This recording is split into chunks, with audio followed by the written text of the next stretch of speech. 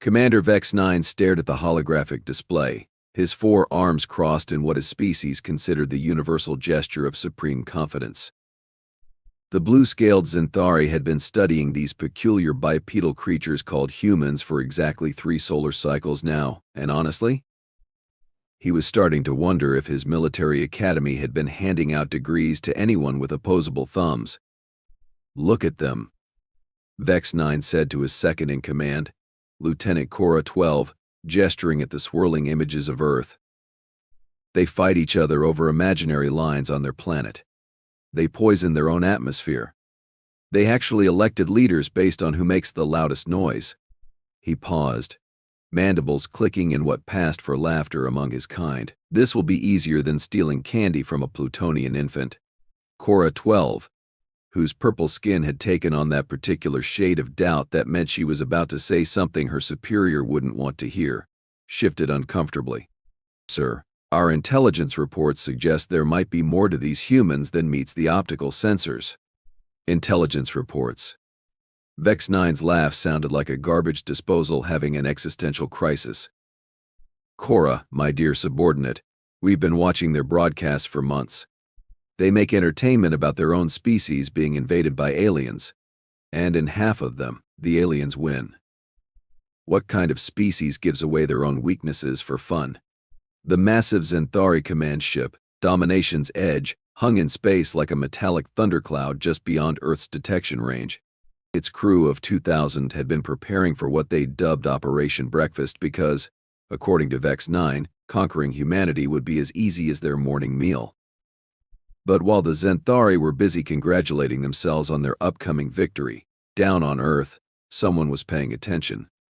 Dr. Maya Sinclair sat in the underground facility known only as Project Lighthouse, her fingers dancing across holographic keyboards that would have made Vex-Nine's technology look like stone tools. The 42-year-old physicist had been tracking unusual gravitational anomalies for weeks, and what she'd found made her stomach perform acrobatics that would impress an Olympic gymnast. "Thusty. Jake, come look at this," she called to her colleague, Dr. Jake Morrison, who was currently arguing with a coffee machine that had apparently decided to join the resistance movement against humanity. "Maya, I'm in the middle of a very important negotiation with our caffeine dispenser," Jake replied, smacking the machine with the dedication of a man who hadn't slept in 36 hours. "It's holding my double espresso hostage, and I refuse to negotiate with terrorists. Jake, I'm serious. We've got company." Something in her tone made Jake abandon his coffee crusade and hurry over to Maya's workstation. What he saw there made him wish he'd succeeded in getting that espresso, because he had a feeling he was going to need all the caffeine he could get. "Those aren't asteroids," Jake said, staring at the data streams flowing across multiple screens. "Nope," Maya confirmed, popping the P with the satisfaction of someone who'd just solved a puzzle that had been driving her crazy. "Those are ships. Big ones. And they're trying very hard to stay hidden." Meanwhile, back on the Domination's Edge, Vex-Nine was receiving reports from his reconnaissance team that were beginning to make his confidence wobble like a 3-legged table. "Sir," reported Scout Captain Zara 5, her voice carrying that particular tone that meant someone was about to deliver news that would ruin everyone's day. "The humans have some interesting capabilities that weren't mentioned in our initial briefings." "Define interesting," Vex-Nine said, though he was starting to suspect he didn't want to know.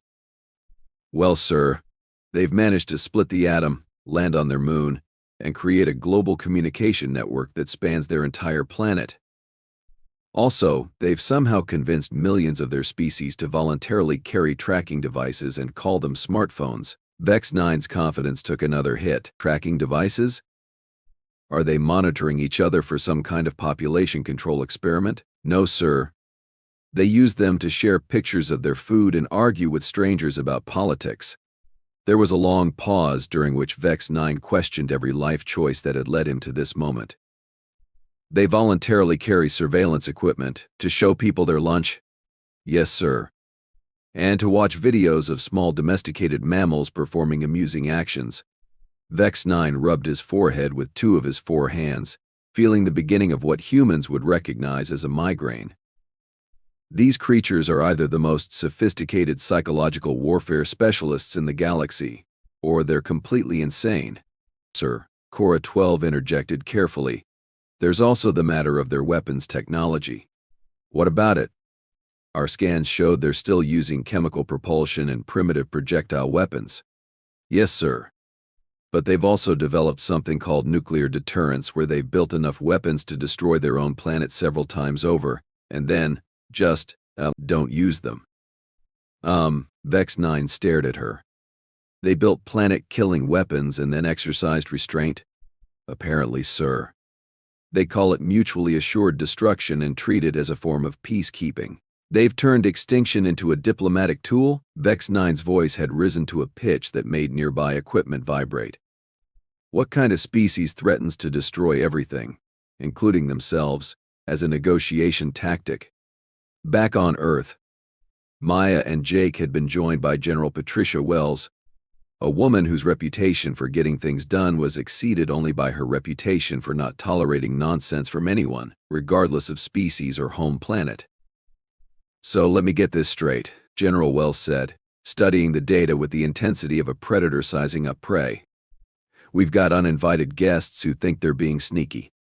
But they're about as subtle as a marching band in a library. That's actually a pretty accurate assessment, Maya replied. Their technology is impressive, but they're clearly not expecting us to detect them. Typical, Jake muttered, finally having won his battle with the coffee machine. Everyone always underestimates the crazy species that figured out how to make exploding beverages. Exploding beverages? General Wells raised an eyebrow. Soda. Carbonation. We literally pressurize sugar water until it's ready to burst, and then we drink it for fun. General Wells considered this. You know what? That actually is pretty weird when you think about it. General, Maya interrupted, we need to decide how to handle this. They're clearly preparing for something. And given their positioning, I'd say they're planning an invasion. An invasion? General Wells smiled, and it was the kind of smile that made enemy generals suddenly remember they'd left something very important back home. Well, that's adorable. Jake, how long before they figure out we know they're there? Jake studied the data streams, his fingers flying over controls that would have impressed a concert pianist. Based on their current scanning patterns and our countermeasures, maybe 12 hours before they realize we're not as oblivious as they think. Perfect. That gives us time to prepare a proper welcome committee. Up in space, Vex-Nine was receiving more reports that continued to chip away at his confidence like water torture. Sir, Zara 5 reported, we've completed our analysis of human military capabilities, and there are some concerning findings. Define concerning. Well, sir, they've developed something called psychological warfare, where they use their entertainment industry to convince their enemies that resistance is futile. That's actually quite sophisticated. Yes, sir. They've also created weapons that can strike targets from the other side of their planet with precision measured in meters. Vex-Nine felt his breakfast, deciding it wanted to explore other career options. Long-range precision weapons? Yes, sir. And they've somehow convinced their entire species to participate in a global surveillance network where they voluntarily provide real-time location data, personal preferences, and daily activities. They've achieved total surveillance without coercion? Apparently, sir. They call it social media, and they seem to enjoy it. Vex-Nine looked around the command bridge, noting that his crew was beginning to look less like confident conquerors and more like people who'd just realized they'd volunteered for a mission to invade a planet full of strategic geniuses disguised as eccentric social media addicts. Sir, Cora 12 added helpfully, there's also the matter of their cultural adaptability. What about it? Well, sir, they've managed to take every form of cuisine from across their planet and somehow combine them into new dishes. They've turned cultural exchange into a form of culinary warfare. They weaponized food? Not exactly, sir, but they've created something called fusion cuisine, where they combine traditional recipes from different cultures to create entirely new taste experiences. It's actually quite remarkable. Vex-Nine stared at the holographic display showing Earth, where billions of humans were going about their daily lives, completely unaware that they were being observed by aliens who were rapidly discovering that maybe, just maybe, they'd bitten off more than they could chew. "Cora," he said slowly, "remind me again why we thought this would be easy, sir." "Our initial reports suggested they were a primitive species engaged in constant warfare with each other. And now, sir, it appears they've turned conflict into an art form, developed weapons capable of destroying their own planet as a peacekeeping measure, created a global surveillance network that their population enthusiastically participates in, and somehow convinced millions of their species to carry tracking devices because they want to share pictures of their lunch." Vex-Nine was quiet for a long moment. "Cora?" "Yeah, yes, sir. Yes, sir. I'm starting to think we may have seriously underestimated these humans." "Yes, sir.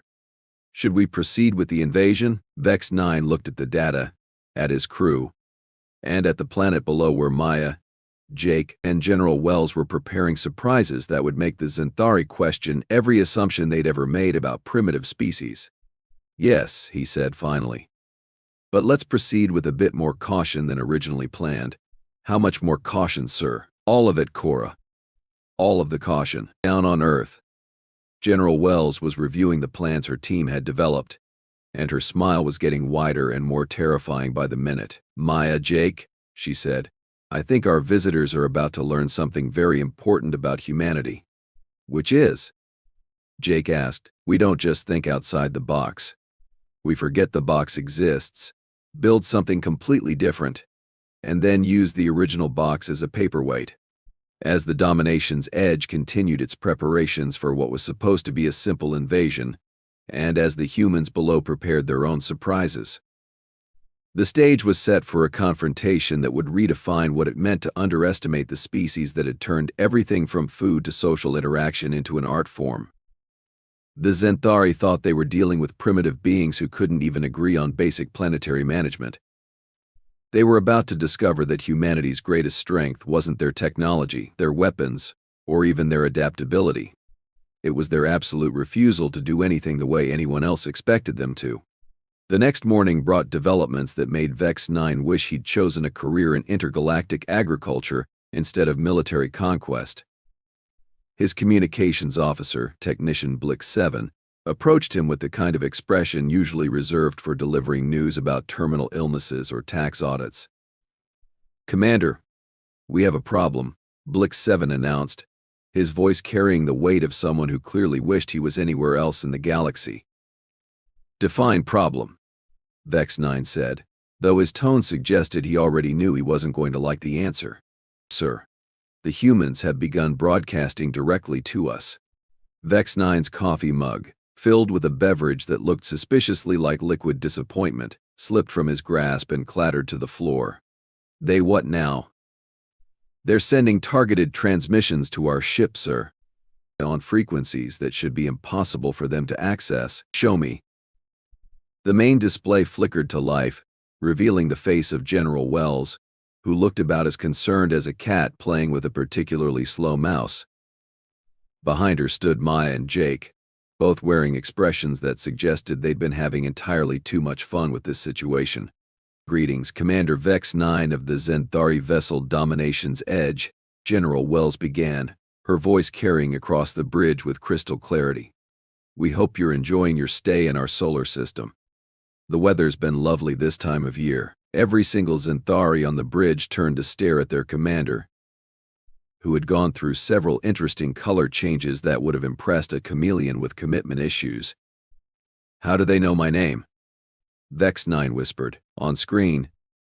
General Wells continued as if she could hear him. "You're probably wondering how we know so much about you. Well, Commander, that's the thing about humans. We've always been excellent at gathering information. It's amazing what you can learn when you actually pay attention." Maya stepped forward, her smile radiating the kind of confidence that made Vex-Nine's tactical training scream warnings at him. "We've been tracking your ship since you arrived, analyzing your technology, and honestly, we're a bit disappointed. For an advanced species, you sure do make a lot of rookie mistakes." "This is impossible," Vex-Nine muttered. "Our stealth technology is centuries ahead of anything they should possess." Jake appeared on screen, holding what looked like a tablet but definitely wasn't anything from Earth's current technology. See, here's the thing about stealth technology. It's only as good as your understanding of what you're hiding from. And you guys? You made some assumptions about our capabilities that were, well, let's call them optimistic. General Wells took control again. Commander, we're going to offer you a choice. You can continue with your invasion plan, and we'll show you exactly why that's a terrible idea. Or, you can accept our invitation for a little chat, face to face. What do you say? The transmission ended, leaving the Zinthari bridge in the kind of silence usually reserved for libraries, funeral homes, and the moments before someone gets fired. Sir, Cora 12 said carefully. What are your orders? Vex-Nine stared at the blank screen, his mind racing through tactical scenarios that all seemed to end with variations of, and then the humans did something we didn't expect and everything went wrong.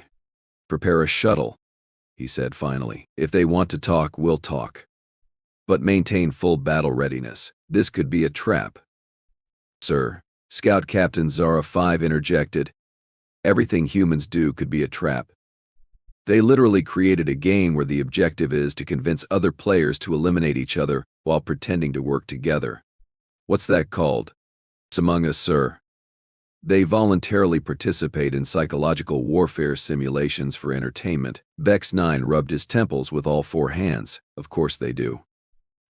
2 hours later, Vex-Nine found himself in a shuttle approaching what the humans had designated as a meeting point, a space station that definitely hadn't been there yesterday. As they drew closer, the station's design became apparent, and Vex-Nine felt his confidence take another devastating blow. The station looked like someone had taken human architectural principles, mixed them with technology that shouldn't exist, and then decorated the whole thing with what appeared to be artistic flair. It was beautiful, functional, and absolutely impossible.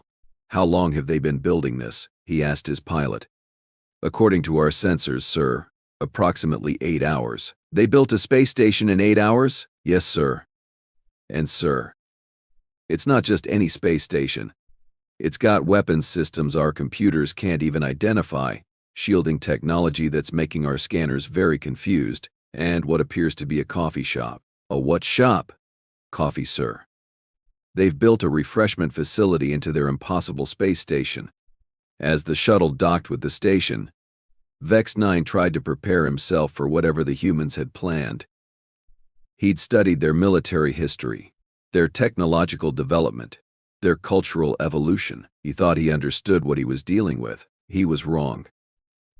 The airlock opened to reveal General Wells, flanked by Maya and Jake, but also by individuals who clearly represented different aspects of human society. There was Dr. Elena Vasquez, whose cybernetic enhancements suggested she was part of humanity's technology integration program, Commander Lu Wei, whose bearing indicated military experience that went far beyond Earth's conflicts, and perhaps most unsettling of all, Professor Tommy Mitchell, whose youthful appearance masked what Vex-Nine scanners identified as one of the most complex and active minds he'd ever encountered. "Welcome aboard Station Midnight," General Wells said, gesturing to the impossibly advanced facility around them. "We built it this morning. Hope you don't mind the rush job." Vex-Nine looked around at technology that made his ship's systems look like they'd been assembled by enthusiastic children with access to spare parts. "This morning? Well, we had the plans ready for a while," Maya explained casually. "We just needed the right motivation to actually build it. Thanks for providing that, by the way." "Plans?" Vex-Nine's voice had climbed to registers that were making nearby equipment vibrate sympathetically. Professor Mitchell stepped forward, his young face wearing an expression of academic excitement that somehow managed to be more terrifying than any weapon Vex-Nine had ever faced. "Commander, do you mind if I ask you a question? I suppose, what made you think we were primitive?" The question hung in the air like a challenge, and Vex-Nine realized he was standing in the middle of what was either the most elaborate diplomatic reception in galactic history, or the most sophisticated trap ever constructed by a species that apparently built impossible space stations for fun. "Your constant warfare," Vex-Nine said finally. "Your environmental destruction. Your social media. The humans exchanged glances, and Jake started laughing. Not the polite chuckle of diplomatic courtesy, but the deep, genuine laughter of someone who'd just heard the punchline to a joke they'd been waiting years to hear. "Commander," General Wells said, her smile taking on dimensions that made Vex-Nine's survival instincts start filing formal complaints. "And what if I told you that our constant warfare taught us strategy? Our environmental challenges forced us to develop technologies you haven't even dreamed of. And our social media created the most sophisticated information processing network in known space. I would say that sounds like propaganda designed to make me underestimate your actual capabilities while overestimating your claimed ones," Vex-Nine replied, proud of himself for managing to get through that sentence without his voice cracking. "Smart," Dr. Vasquez said approvingly, "but wrong. Would you like a demonstration?" Before Vex-Nine could answer, the station around them began to change. Walls became transparent, revealing the vast complexity of systems that were managing everything from life support to what appeared to be real-time monitoring of every electronic device on Earth. The coffee shop wasn't just a coffee shop. It was a command center disguised as a place to get caffeinated beverages. "This is all very impressive," Vex-Nine said, trying to maintain some dignity while surrounded by technology that was making his advanced military training feel like finger painting. "But it doesn't change the fact that we have a fleet of warships and you have one space station." Actually, Commander Lu Wei spoke for the first time, his voice carrying the calm confidence of someone who knew something everyone else didn't about that fleet of yours. The display walls lit up with images of the Zenthari fleet. But something was wrong, very wrong. Where there should have been hundreds of warships in perfect formation, there were hundreds of warships that were different. "What did you do?" Vex-Nine whispered. "We upgraded them," Professor Mitchell said cheerfully. "Turns out your ships were running on some really outdated software, so we fixed that for you. Free of charge. Consider it a welcome gift." Vex-Nine stared at the displays showing his fleet, which was now broadcasting human television programs, playing Earth music, and apparently engaged in what looked like an intergalactic dance party. "You hacked our entire fleet?" "Hacked is such an ugly word," Maya said diplomatically. "We prefer culturally integrated. Your crews are currently enjoying a comprehensive introduction to human entertainment, cuisine recommendations, and a few educational programs about Earth history. This is an act of war." "Actually," General Wells said, consulting what looked like a tablet but was probably another piece of impossible technology, according to intergalactic law.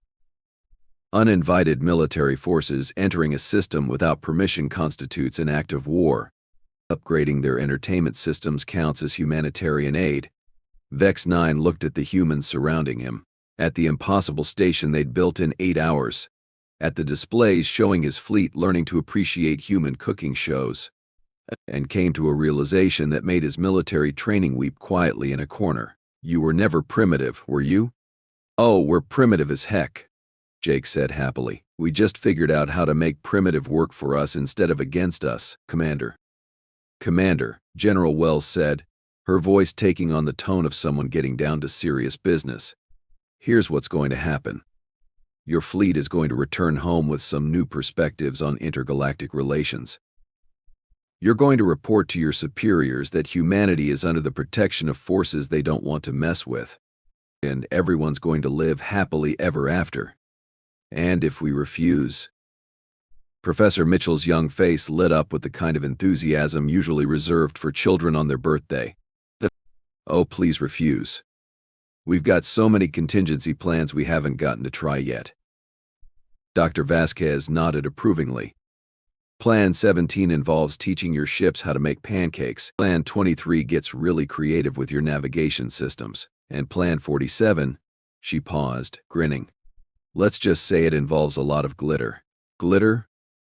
"Base, humanity's greatest weapon," Commander Lu Wei said gravely. "Once glitter gets into a spacecraft's systems, it's there forever." "Forever, Commander."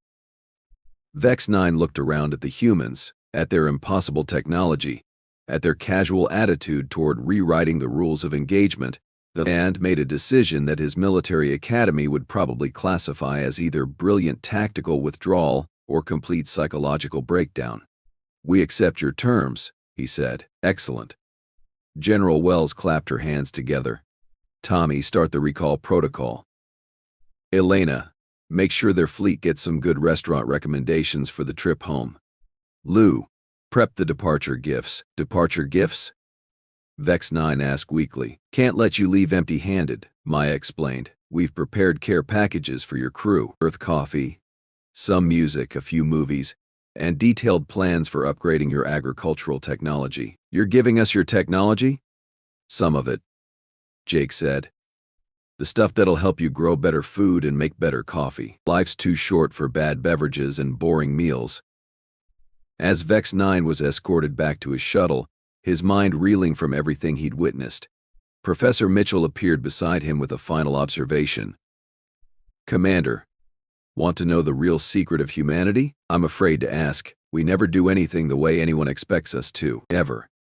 It's not strategy, it's not tactics, it's just us. We can't help it." As the Zenthari fleet departed Earth's solar system, their ships loaded with human entertainment, cultural guides, and recipe collections, Vex-Nine sat in his command chair trying to write a report that wouldn't get him committed to a psychiatric facility. Behind them, Station Midnight began to disassemble itself, its component parts returning to whatever dimensional storage space humans apparently kept their impossible technology in. Within hours, there would be no evidence it had ever existed, except for the memories of the Zenthari crew who would spend the rest of their lives trying to explain what they'd witnessed. And on Earth, Maya, Jake, and General Wells were already back to work, monitoring the galaxy for the next species that might make the mistake of thinking humanity was easy to manipulate. "Think they'll spread the word?" Jake asked, watching the alien fleet disappear into hyperspace. "Oh, they'll try," General Wells replied, "but who's going to believe them?" "The species that builds space stations in 8 hours," Maya said with satisfaction, "turned an invasion into a cultural exchange program and sent the invaders home with cookie recipes. Just another Tuesday for humanity," Jake concluded. And somewhere in the galaxy, other species continued to monitor Earth, watching and waiting and completely missing the point that humanity's greatest strength had never been their technology or their weapons. It was their absolute, unshakable refusal to be anything other than exactly what they were: impossible, illogical, and utterly, completely human.